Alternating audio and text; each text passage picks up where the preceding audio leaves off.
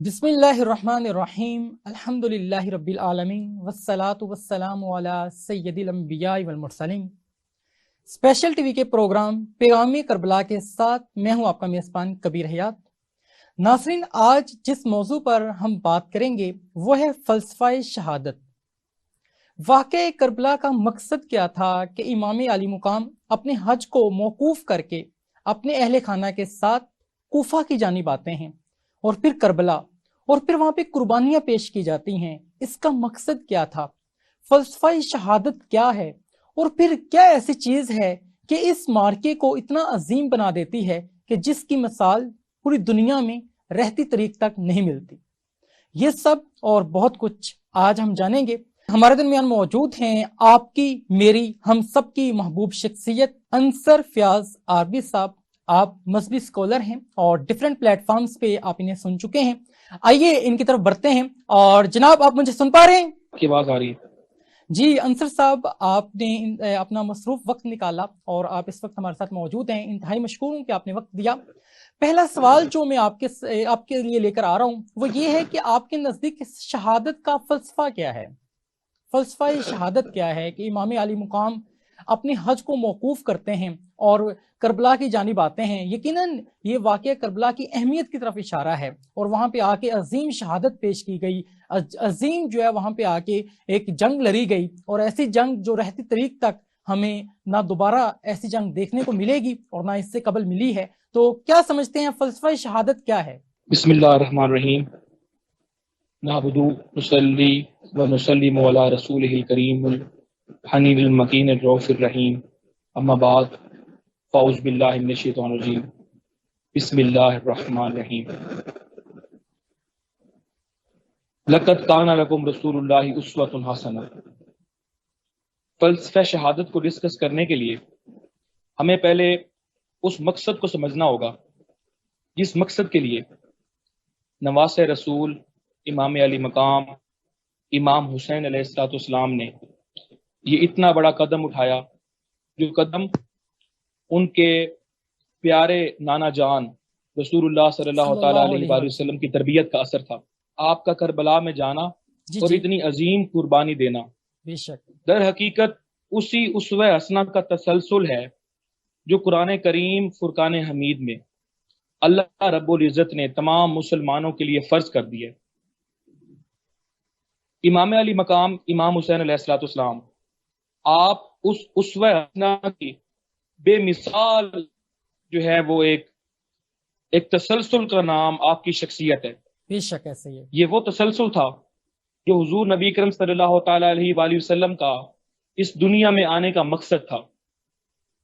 وہ مقصد یہ تھا کہ اللہ اور اس کے رسول کی حکمرانی، اللہ اور اس کے رسول کی اطاعت، اللہ اور اس کے رسول کی تابعداری اور فرما برداری۔ اس وقت تک کوئی مسلمان کامل ایمان والا نہیں ہو سکتا جب تک اپنی جان، اپنا مال، اپنی اولاد، اپنی عزت، سب کچھ اللہ اور اس کے رسول کے لیے قربان نہ کر دے۔ بے شک۔ اور چونکہ امام علی مقام امام حسین علیہ السلام نواز رسول ہیں، جگر گوشہ رسول ہیں، بے شک۔ آپ حضور کے قرابت دار ہونے کی وجہ سے آپ نے اس عظیم قربانی کو اپنے لیے چنا، اور آپ کی اس قربانی کا صلہ روئے زمین میں کسی اور انسان، کوئی اور انسان اس کی ہمت اور طاقت نہیں رکھ سکتا۔ آپ کو چھوٹی سی مثال دیتا ہوں۔ جی قرآن کریم کہتا ہے کہ اللہ تعالیٰ فرماتا ہے قرآن میں کہ اگر میں یہ قرآن پہاڑوں پر نازل کرتا تو وہ ریزہ ریزہ ہو جاتے، بے شک۔ لیکن اس قرآن کو قلب اطہر مصطفیٰ پر نازل کیا گیا۔ یہ قرآن اتنی بڑی پاور ہے، اتنی بڑی طاقت ہے کہ اس کا بوجھ دنیا کی کوئی چیز نہیں اٹھا سکتی۔ ایک بہت بڑی ذمہ داری کا نام ہے، اس میں کوئی شک نہیں ہے۔ اسی طرح جس طرح اس کا بوجھ کوئی نہیں اٹھا سکتا، اسی طرح جو قرآن ہے، اللہ کے رسول نے صلی اللہ تعالیٰ علیہ وآلہ وسلم نے قرآن کو اہل بیت کے ساتھ جوڑ دیا۔ اہل بیت وہ ہستیاں ہیں جو قرآن ان کے ساتھ ہے اور یہ قرآن کے ساتھ ہے۔ آپ دیکھیں کہ تمام امت مسلمہ پوری امت مسلمہ کے اوپر یہ چیز واجب اور فرض کر دی گئی ہے کہ تم لوگوں نے اتباع کرنی ہے رسول اللہ کی، اطاعت شک۔ کرنی ہے رسول اللہ کی، تابع داری اور فرما برداری کرنی ہے رسول اللہ کی۔ صلی اللہ علیہ وسلم۔ اس فرما برداری میں جو سب سے اکمل ہستی ہے، جس نے اس فرما برداری کا حق ادا کر دیا، بلا شبہ وہ حسین ابن علی ہیں، وہ نواس رسول ہیں، جنہوں نے تابع داری اور فرما برداری کا حق ادا کیا۔ اور آپ جیسی تابع داری فرما برداری اول تا آخر کسی اور شخص نے اس طرح سے نہیں کی جس طرح امام علی مقام نے کی، اور اتنی بڑی قربانی اسی تابع داری کا ایک تسلسل تھا۔ اور اس تسلسل کا جو صلہ اللہ تعالیٰ کی ذات نے امام علی مقام کو دیا کہ آپ کی ہستی کو، ابھی آپ چھوٹے ماں کی گود میں بچپن میں تھے، اللہ تبارک و تعالیٰ نے آپ کو اور آپ کے بڑے بھائی سیدنا امام حسن علیہ السلام کو جنت کے نوجوانوں کا سردار ڈکلیئر کر دیا۔ بے شک، یعنی قربانی بعد میں دی جا رہی ہے، انعام لیکن پہلے اس ملتا ہے۔ قربانی کا صلہ اللہ کی ذات نے اپنے ان محبوب ہستیوں کو، اپنی ان محبوب ہستیوں کو اللہ رب العزت نے اس قربانی کا صلہ ان کے بچپن میں ہی سنا دیا تھا۔ جی، آپ اندازہ کریں اللہ تعالیٰ کی ذات جو وحدہ لا شریک ہے، جس نے اپنے محبوب کو فرمایا تھا لما اظہرتک ربوبیہ جی، لولاک یا محمد ما خلقت الکائنات، اے میرے حبیب اگر میں آپ کو پیدا نہ کرتا تو میں دنیا کی کوئی چیز نہ بناتا، حتیٰ کہ میں اپنا رب ہونا بھی ظاہر نہ کرتا۔ تو محبوب خدا صلی اللہ تعالیٰ علیہ وآلہ وسلم چونکہ وجہ تخلیق کائنات ہیں، بے شک، اور آپ کی ذات اسوہ حسنہ ہے تمام مسلمانوں کے لیے جنہوں نے ان کا کلمہ پڑھا۔ ان کا کلمہ پڑھنے والوں میں جو سب سے بے مثال اور ٹاپرز ہیں، جن کی قربانیاں بے مثال، جن کا ایمان بے مثال، جن کی تبلیغ دین بے مثال، جن کی عبادتیں بے مثال، جن کا تقوی بے مثال، جن کی پرہیزگاری بے مثال، جن کا اللہ پر توکل بے مثال، بے شک، جن کی ہر لیول میں، ہر جس مرضی پہلو زندگی کا آپ احاطہ کریں، آپ مطالعہ کریں، آپ سٹڈی کریں، امام علی مقام اور اہل بیت اطہار پاک ہی وہ ہستیاں ہیں جنہوں نے ایمان پایا تو اکمل پایا، بے شک، تقوی پایا تو اکمل پایا، قربت مصطفیٰ پائی تو اکمل پائی، قربت الہی پائی تو اکمل پائی، رضا الہی پائی تو اکمل پائی۔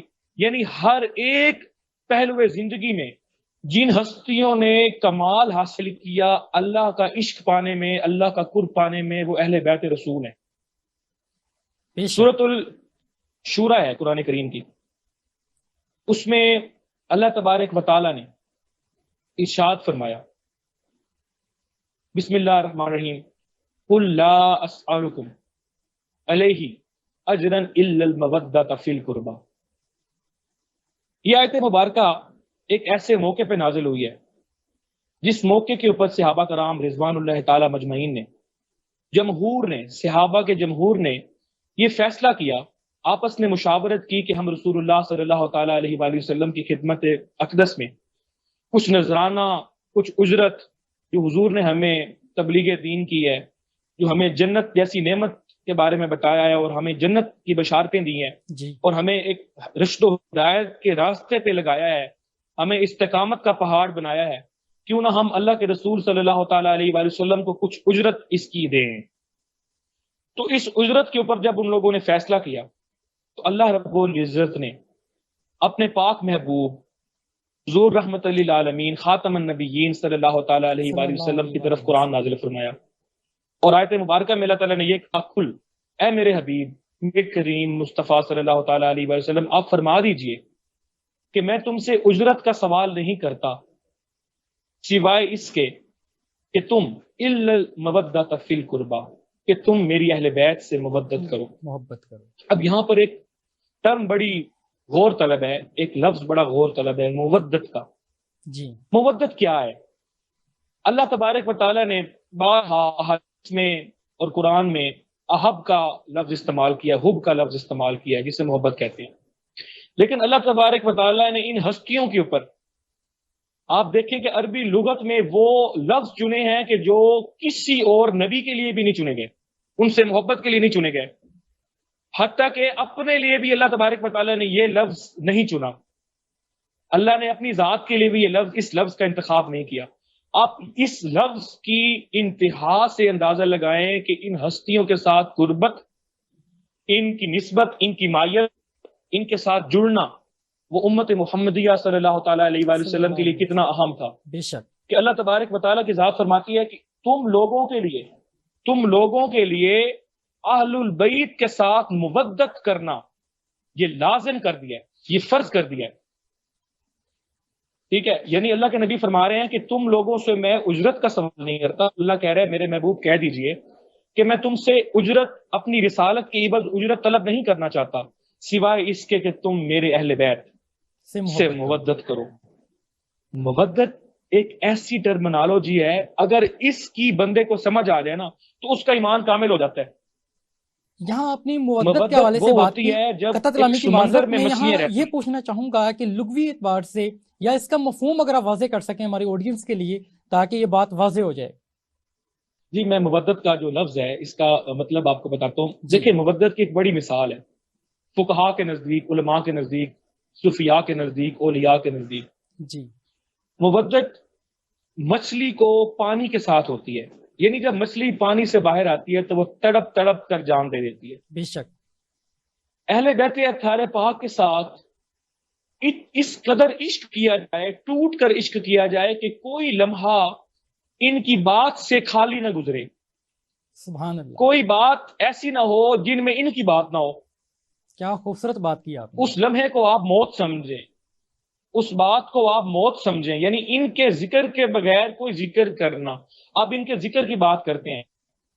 اللہ کہتا ہے کہ ہم نے قرآن کا ذمہ خود لیا ہے. قرآن کو اللہ تعالیٰ نے یہاں پہ لفظ قرآن استعمال نہیں کیا. اللہ کہتا ہے انا نزلنا الذکر، میں نے اس ذکر کو نازل کیا.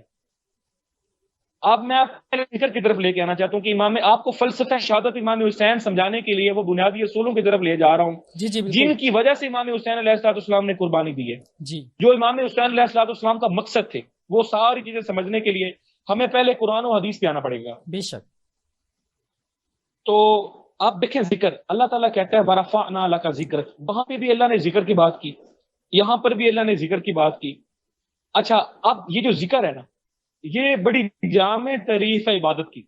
جی آپ نماز پڑھتے ہیں، نماز خالصتاً اللہ کی عبادت ہے، لیکن اس نماز کے اندر آپ دیکھیں کہ اللہ تبارک و تعالیٰ نے فرض نماز کے اندر صرف اپنا ذکر نہیں رکھا.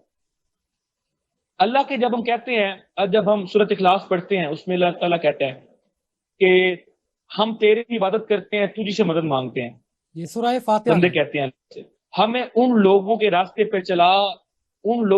پہ چلا جن پر تو نے انعام کیا.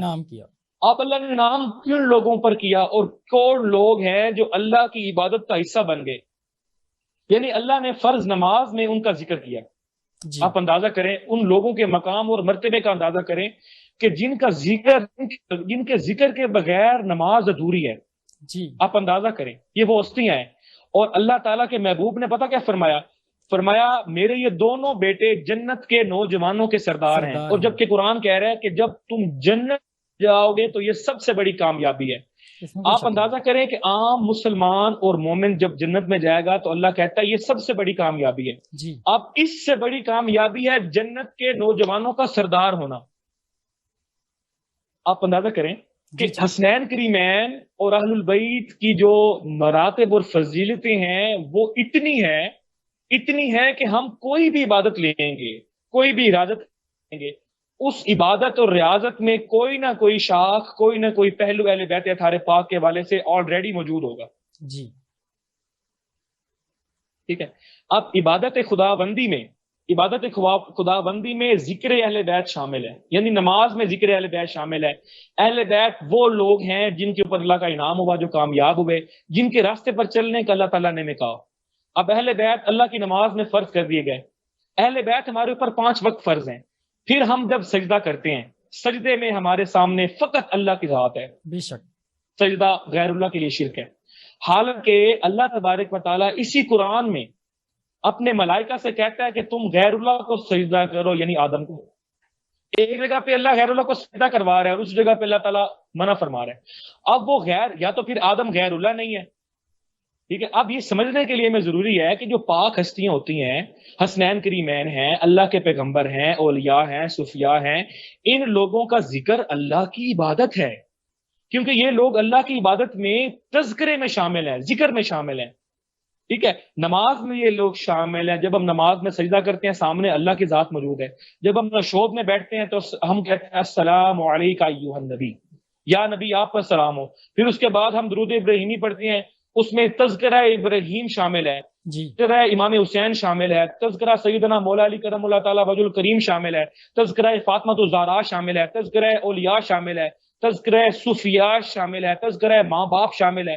یعنی نماز کے اندر جو جزو ہیں، جو حصے ہیں، اس کے اندر اولیاء، صوفیاء، نیک صالح لوگ، امام حسین، امام حسن، جو اللہ والے ہیں جنہوں نے اللہ کے رسول کی تابع داری کی ہے، وہ سب نماز کا جزو ہے، نماز کا حصہ ہیں اور ہمارے اوپر فرض کر دیے گئے ہیں. یعنی اس بات سے یہ چیز ثابت ہوتی ہے کہ یہ ہستیاں ہماری عبادت کا حصہ ہیں اور عبادت ہمارا ایمان ہے. یہ ہستیاں، ان کے بغیر ہماری عبادت نہیں ہے، ان کے ذکر کے بغیر ہمارا کچھ بھی نہیں ہے. اور اس چیز کو ہم ایک حدیث سے بالکل واضح ہو جائے گا. اللہ کے نبی صلی اللہ علیہ وآلہ وسلم نے فرمایا، مسند احمد کی حدیث ہے، اگر کوئی شخص مقام ابراہیم اور کعبۃ اللہ کے درمیان کھڑا ہوا ہے، اس نے روزہ رکھا ہوا ہے، وہ نمازیں پڑھی جا رہے ہیں، اور اسی جگہ پر اس کا انتقال ہو گیا، اور اس حالت میں انتقال ہو گیا کہ میری اہل بیت کا بغض اس کے دل میں تھا، اللہ کے نبی صلی اللہ تعالیٰ علیہ وسلم فرماتے ہیں کہ وہ سیدھا دوزخ میں جائے گا. یعنی عبادت سے پہلے ان کی پہچان ضروری ہے، ان کی پہچان ضروری ہے، ان کی اتباع. اللہ کے نبی فرماتے ہیں الحسین منی وانا من الحسین، جی حسین مجھ سے ہے اور میں حسین سے ہوں. یعنی ایک جگہ پہ فرمایا اللہ کے نبی نے کہ ان کا بغض مجھ سے بغض، اور مجھ سے بغض خدا سے بغض. ان کی محبت میری محبت، اور میری محبت خدا کی محبت. اے اللہ تو اس سے محبت کر جو حسنین سے محبت کرے، اور اے اللہ تو ان سے بغض رکھ جو حسنین سے بغض رکھے. آپ اندازہ کریں کہ ان کی امپورٹنس کیا ہے، ان کی اہمیت کیا ہے. ان کی محبت اور ان کے عشق کو اللہ تعالیٰ جنت کا نام دیتے ہیں، اور ان سے دوری کو اللہ تعالیٰ دوزخ کا نام دیتا ہے. اور جو لوگ ان سے ٹکراتے ہیں، ان سے جنگ کرتے ہیں، جو ان سے لڑتے ہیں، ان کے لیے دوزخ ہے. اور جن لوگوں نے کیا ان کا حق خون کیا. دیکھیں، میں اکثر ایک بات کرتا ہوتا ہوں، میں یہ کہتا ہوتا ہوں کہ پوری دنیا کی جو اچھائی ہے نا، وہ حسینیت ہے، اور پوری دنیا کی جو برائی ہے وہ یزیدیت ہے. ٹھیک ہے، ان سے لگاؤ، ان سے عشق، ان سے مودت، جو قرآن کی ٹرمنالوجی ہے، وہ مچھلی کو جیسے پانی کے ساتھ ہوتی ہے، وہ کل ایمان ہے. اس میں ہی، اسی میں نماز ہے، اسی میں روزہ ہے، اسی میں عبادات ہیں. اور یہ میرے نبی کا، میرے نبی کے جسم کا حصہ ہے. ڈیٹیل کے اندر تمام تر چیزوں کو ڈسکس کیا، محبت کے حوالے سے، عبادات کے حوالے سے. اب ہم دیکھتے ہیں کہ مقصد شہادت بھی ہے. مقصد شہادت کو اگر آپ یہاں بتا سکیں کہ وہ کیا تھا. اور ویسے بھی اگر ہم آج کی دنیا میں دیکھتے ہیں، آج کا ہمارا جو نوجوان ہے یا آج کا جو مسلمان ہے، وہ تذکرہ حسین تو سنتا ہے، تذکرہ حسین کرتا بھی ہے، پیام حسین کو مانتا بھی ہے، لیکن جو پیغام حسین ہے، جو حسین رضی اللہ تعالیٰ عنہ کہ ہم سے مطالبہ کرتے ہیں، ان کی محبت کا جو تقاضا ہے، حسینیت کا جو تقاضا ہے، وہ کیا ہے، اور حسینیت کے تقاضے کو کیسے ہم آج کی دنیا میں فلفل کر سکتے ہیں؟ آپ نے بڑی خوبصورت بات کی ہے. دیکھیں، میں اسی چیز کی طرف آ رہا ہوں کہ جو فلسفہ شہادت حسین ہے، چونکہ حسین ابن علی اتباع و تابع داری کے اعلیٰ مقام پر فائز تھے، اس میں کوئی شک رسول اللہ کی تابع داری اور اللہ کی تابع داری. امام حسین کا موقف یہ تھا کہ حکمرانی اللہ اور اللہ کے رسول کی ہو، جی، تابع داری اللہ کے رسول کی ہو، فرما برداری اللہ کے رسول کی ہو، اتباع اللہ کے رسول کی ہو. جبکہ دوسری طرف ایک موقف یزید کا یہ تھا کہ تابع داری شیطان کی ہو، سنتوں کی پامالی کی ہو، لوگوں کے ساتھ ظلم کی ہو، لوگوں کا حق مارنے کی ہو، نجائز حکمرانی اور قبضہ حکومت کی ہو، اقتدار کی ہو، اور دنیا کے اوپر حکمرانی کرنے کی. یہ وہی خواب تھا جو فرعون کا خواب تھا، یزید کا وہی خواب تھا جو شداد کا خواب تھا، یزید کا وہی خواب تھا جو ابلیس کا خواب تھا. ٹھیک ہے، اور امام حسین کا کیا خواب تھا؟ جو رسول اللہ کا خواب تھا، جو اللہ کا حکم تھا. ٹھیک ہے، ایک طرف ٹوٹل برائی ہے جو یزید کی شکل میں ہے، اور ایک طرف ٹوٹل اچھائی ہے جو حسین ابن علی کی شکل میں ہے. امام حسین علیہ السلام، ایک بات یہاں پہ بڑی غور طلب ہے، بات نمازوں کی طرف ہمارے جو بعض علماء ہیں وہ کہتے ہیں جی امام حسین نے کربلا میں بھی نماز قضا نہیں کی. اب ان سے سوال ہے میرا، کیا امام علی مقام گھر میں نماز نہیں پڑھتے تھے؟ مسجد نبوی میں نماز نہیں پڑھتے تھے؟ جب مصطفیٰ نماز پڑھتے تھے کیا حضور کے پشت کے اوپر سجدے کی حالت میں حسین سوار نہیں ہوتے تھے، جن کے لیے مصطفیٰ اپنا سجدہ جو ہے وہ لمبا فرماتے تھے؟ یہاں پہ ایک شاعر نے بڑا خوبصورت شعر لکھا ہے جی، وہ کہتے ہیں کہ قادر خدا کی ذات ہے قدرت حسین ہے، قادر خدا کی ذات ہے قدرت حسین ہے، ساری حقیقتوں کی حقیقت حسین ہے، سجدے کو طول دے کر بتایا رسول نے، سجدے کو طول دے کر بتایا رسول نے، لوگوں میری نماز سے افضل حسین ہے، لوگوں میری نماز سے افضل حسین ہے۔ اللہ تبارک و تعالیٰ کی خالص تابعداری، خالص فرما برداری کا نام حسینیت ہے۔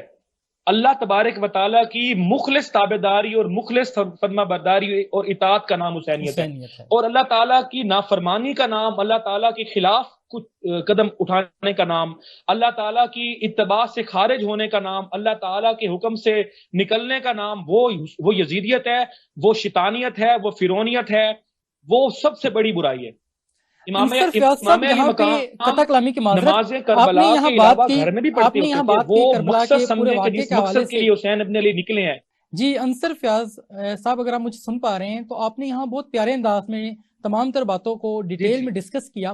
آپ نے بات کیا کہ یزیدیت جو ہے وہ تمام برائیوں کا اگر ہم ملبہ کہیں تو وہ یزیدیت ہے، اور حسینیت تمام اچھائیوں کا جو ایک جمگٹا ہے وہ ایک حسینیت ہے۔ اچھا حسینیت، میں جو بات یہاں پہ پوچھنا چاہ رہا ہوں آپ سے کہ آج کی دنیا، آج کے وقت میں یہ مطلب اگر ہم دیکھتے ہیں اس زمانے میں، اس عہد میں حضرت امام حسین سے بڑھ کر کوئی بھی بڑا عالم دین یا کوئی زیادہ دین جاننے والا نہ تھا۔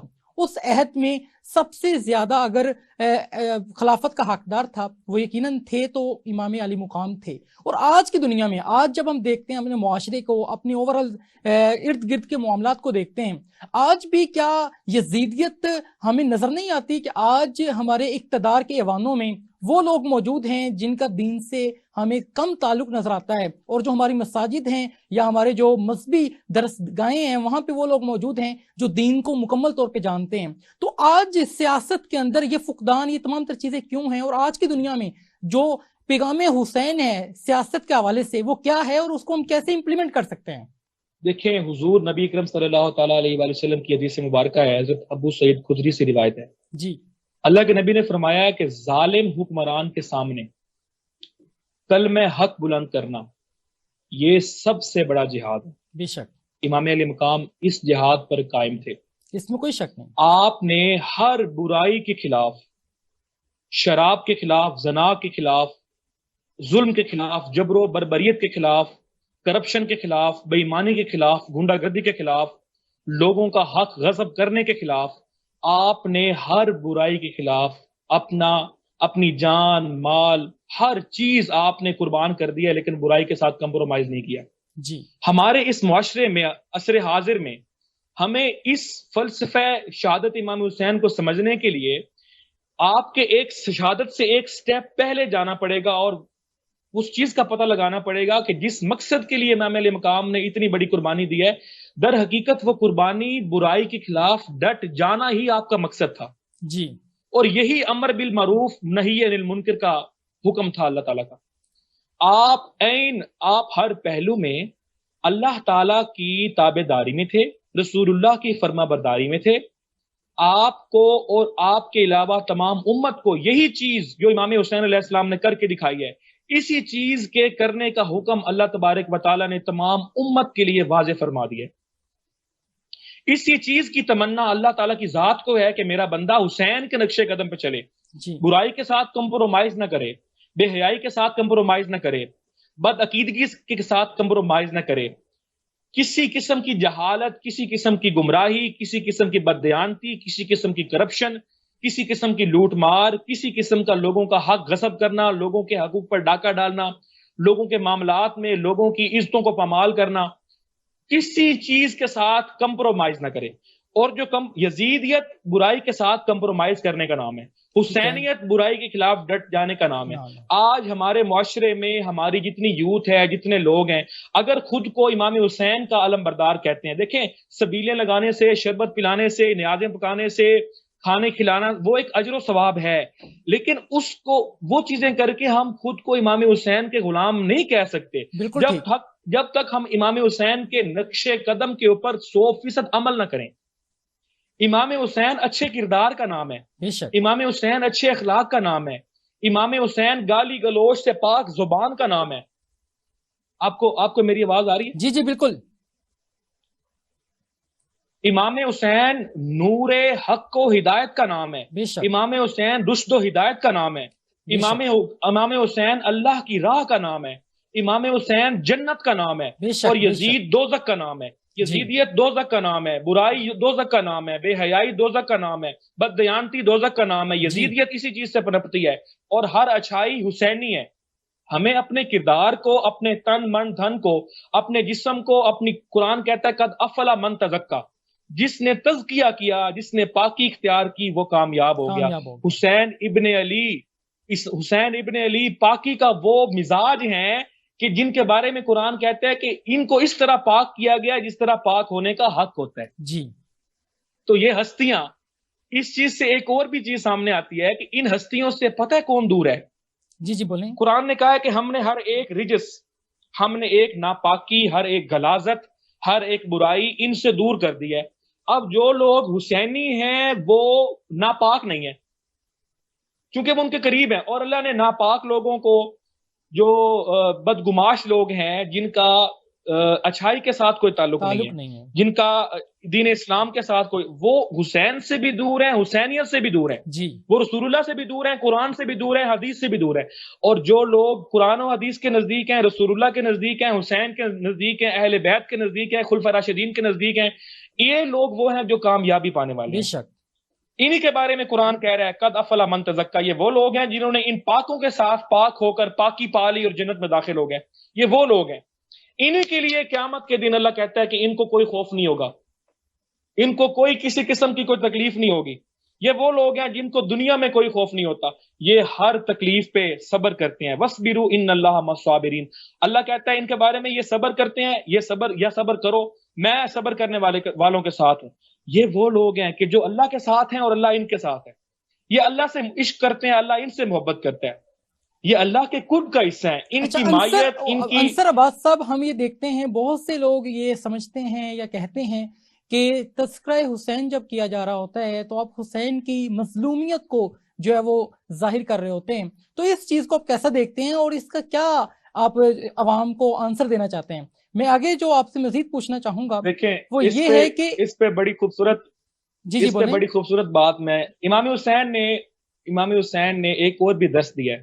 جی جی بالکل، امام حسین نے کہا ہے کہ اگر آپ راہ خدا میں ہیں اور آپ حق پہ ہیں، آپ دنیا سے چلے جاتے ہیں جس حالت میں بھی، آپ کی کوئی گردن کاٹ دیتا ہے، آپ کے جسم پہ گھوڑے دوڑا دیتا ہے، آپ کے ساتھ جو مرضی کر لے، لیکن جب آپ راہ خدا میں اور آپ حق میں ہیں نا، تو آپ دنیا سے مظلوم ہو کر جائیں، دنیا سے ظالم ہو کر اللہ جانے سے اکبر، بہتر ہے آپ مظلوم ہو کے جائیں۔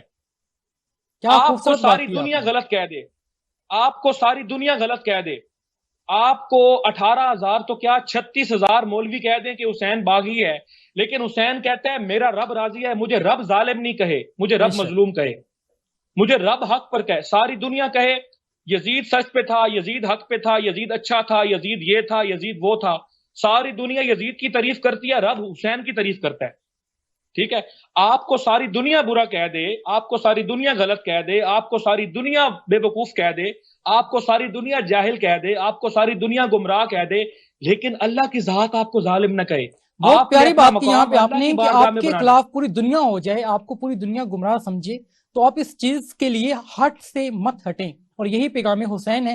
میں یہاں مزید یہ پوچھنا چاہوں گا، آج کی دنیا میں جب ہم دیکھتے ہیں کہ ذرا سے مسائل آتے ہیں، ذرا سے پرابلمز آتے ہیں، ذرا سی ٹینشن ہوتی ہے، تو ہم کمپرومائز کی طرف نکل جاتے ہیں، ہم کمپرومائز کو جو ہے وہ اپنا شعار بنا لیتے ہیں، لیکن حسینیت کے اندر اس طرح کی چیزیں ہمیں نظر نہیں آتی ہیں۔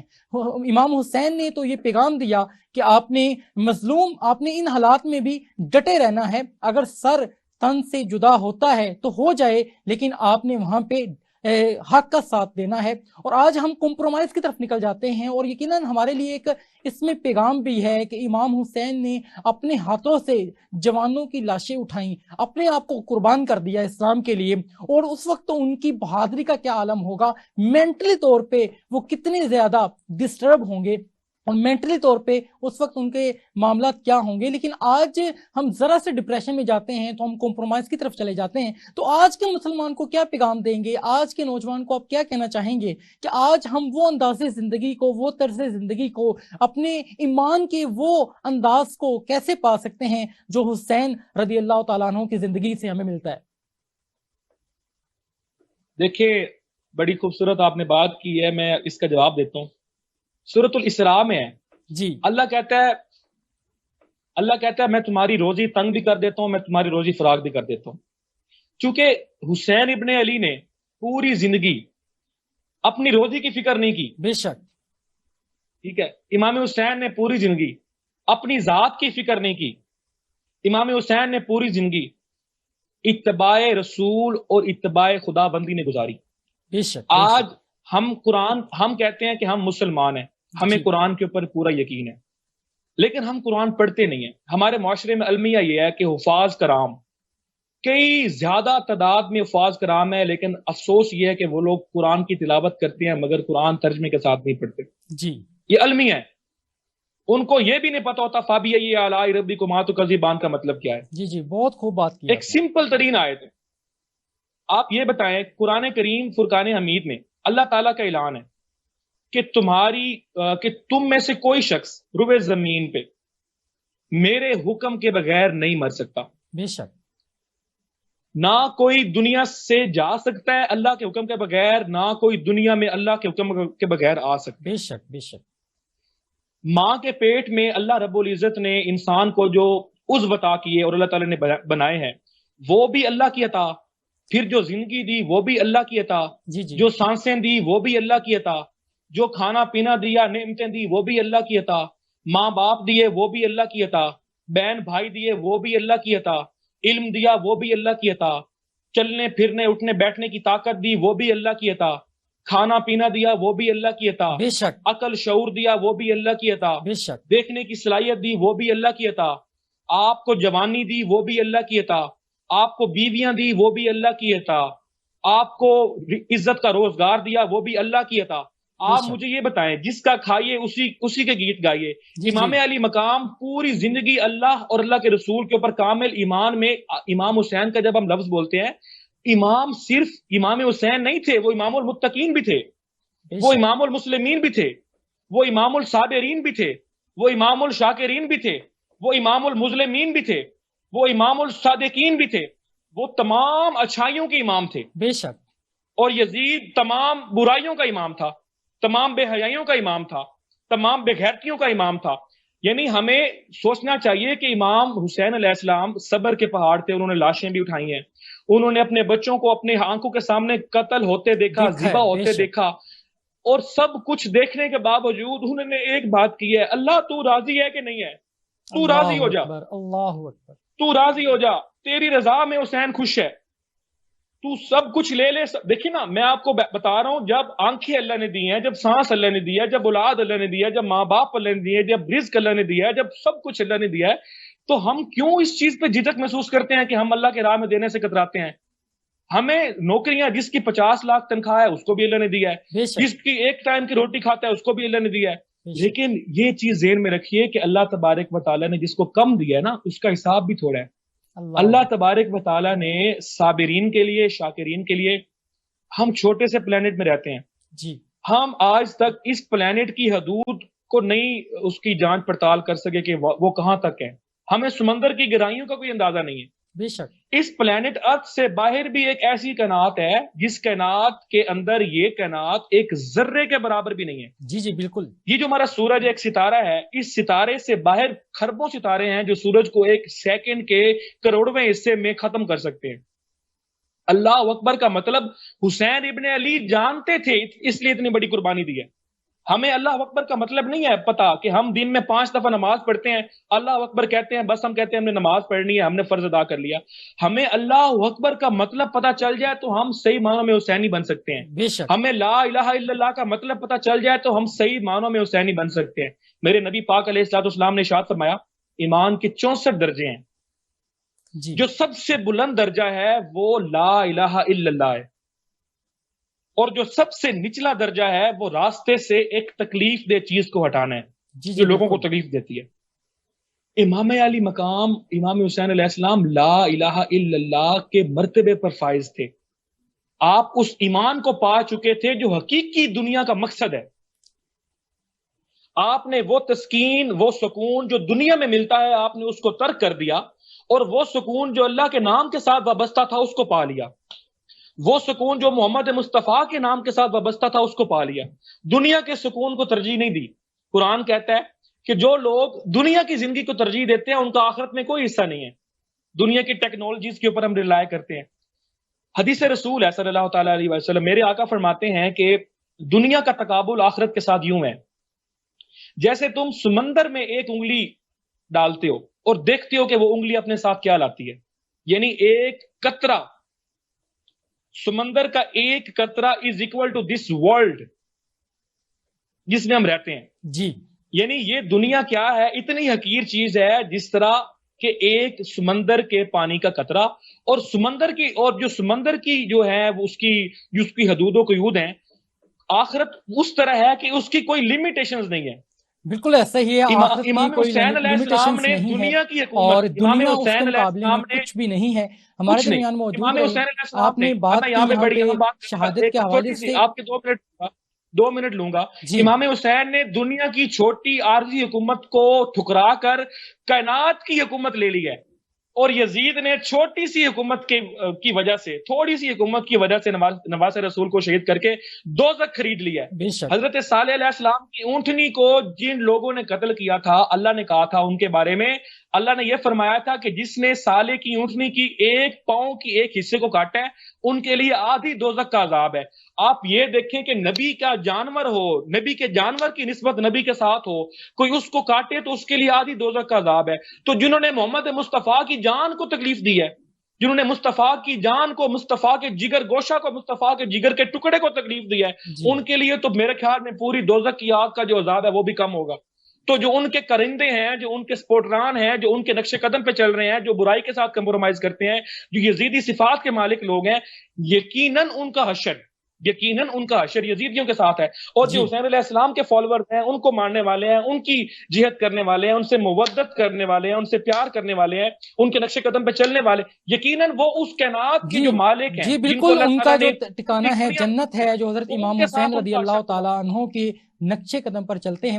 ہمارے درمیان موجود تھے انصر فیاض صاحب، آپ نے بہت بہترین انداز میں گفتگو کی، اور فلسفہ شہادت کے حوالے سے بہت جامع انداز میں آپ نے قرآن و حدیث کے روشنی میں یہاں پہ بات کی۔ میں انتہائی مشکور ہوں کہ سر آپ ہمارے درمیان موجود رہے اور آپ نے بہت مدلل گفتگو کی۔ انشاءاللہ امید ہے کہ آپ فیوچر میں بھی اسی انداز میں وقت سے نوازتے رہیں گے۔ آپ کے لیے اتنا ہی۔ جی ناظرین، دیکھا آپ نے کہ آج کے اس ٹاپک پہ بہت مدلل انداز میں گفتگو کی گئی، فلسفہ شہادت کے حوالے سے، اور عظیم شہادت کا تذکرہ کیا گیا۔ امام علی مقام نے تپتی ریت پر سجدہ کیا اور اپنا جو تن ہے، وہ اپنا جو سر ہے وہ تن سے جدا کروا دیا، اور یہ رہتی دنیا کے لیے ایک پیغام دے دیا کہ اسلام زندہ ہوتا ہے ہر کربلا کے بعد۔ اسی انداز میں پروگرامز لے کر آپ کی خدمت میں حاضر ہوتے رہیں گے۔ اپنی میزبان کبیر حیات کو اجازت دیجیے گا، اس امید کے ساتھ کہ آپ میرے لیے دعا کریں گے۔ میں آپ کے لیے دعا گو ہوں کہ پروردگار کائنات ہمیں اہل بیت کی محبت نصیب فرمائیں۔ جزاک اللہ۔